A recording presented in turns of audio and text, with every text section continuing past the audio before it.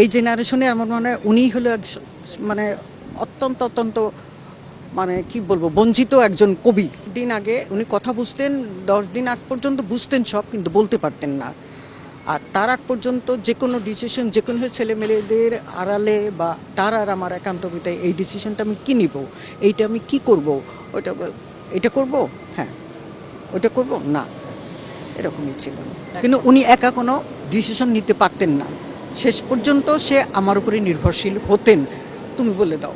জীবনের শুরুতে তখন তো আবেগটাই বেশি ছিল, যখন বাস্তবতার মুখোমুখি হতে থাকলাম, জীবন যত চলতে থাকলো, চলমান হতে থাকলো, শেষের দিকে তো জটিলতা, নানা রকম নানা সমস্যা, ছেলে মেয়ে মানুষ করা, অমুক করা তমুক করা, হ্যান ত্যান যা হোক যেটা ছিল। তারপরে তার প্রত্যাশা যেটা ছিল, অনেক সময় আফসোস করে আমাকে বলতো, তার চাইতে দেখতো যে সে তখনই প্রকাশ করতো যখন দেখতো যে আমার দুঃখটা একটু কম যে কোনো বিষয়। এটা হলো সরকারি পর্যায়ে, তার ব্যক্তিগত জীবনে যেমন লেখালেখির ব্যাপারে তাকে কিভাবে মূল্যায়ন করো, রাজনীতিকভাবে কীভাবে মূল্যায়ন করলো নাকি করলো না, নাকি হলো সততার কি দাম আমি জানি না, এটা আমার জানা নাই। এবং এটা তার কথা, আমার কথা। তার জন্য আমি আফসোস করতাম, বলে আফসোস করো কেন, একদিন হবে। এই আমাকে না, যেটা হওয়া দরকার, হওয়ার মানে আবশ্যকতা ছিল, সেটা তো হলো না, সেই জন্যই বলি, আর কিছু না। তো কবে দেশের মানবতার চৈতন্য উদয় হবে, কবে, কোন দিন? এই জেনারেশনে আমার মনে হয় উনি হলো মানে অত্যন্ত মানে কি বলবো বঞ্চিত একজন কবি। তো যা হোক, এটা মানবতার কবিত্ব এক জিনিস না, দুইটা আলাদা আমার মনে হয়।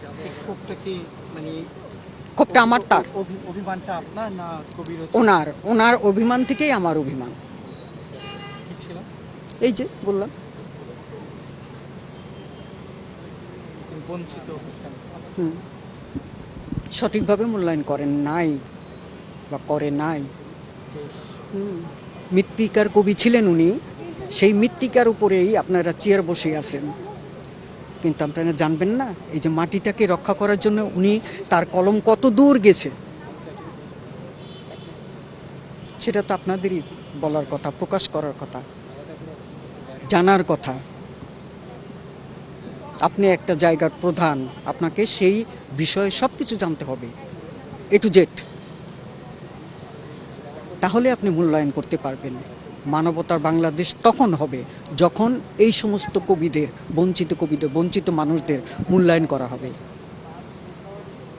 দেন আমরা বলতে পারবো মানবতার বাংলাদেশ।